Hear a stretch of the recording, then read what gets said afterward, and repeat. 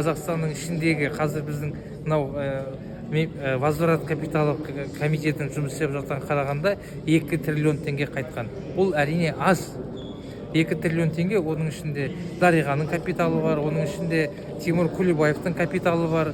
Бірақ ол менің ойымша аз. Бүгін біз осы Қазақстанның шет елге заңсыз кеткен капиталы және оны қайтару жөніндегі мәселені күн тәртібіне қоюымыз керек. Экс-президенттің жақындары мен жаңағы отбасына тиесілі байлықтың бәрін тартып алу керек деп есептейсіз бе? Ол тартып алу емес, мәселе мынада.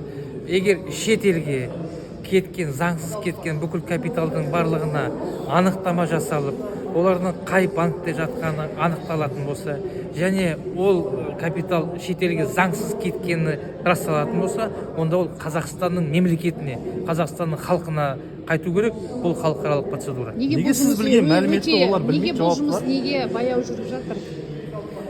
Менің ойымша Қазақстанның ішіндегі меншікке байланысты жұмыс жүріп жатыр. Ал енді осы шетелде жатқан капиталға байланысты жұмыс мүлдемге жүріп жатқан жоқ. Өйткені біздің құқық қорғау органдарының қолы жетпей жатыр.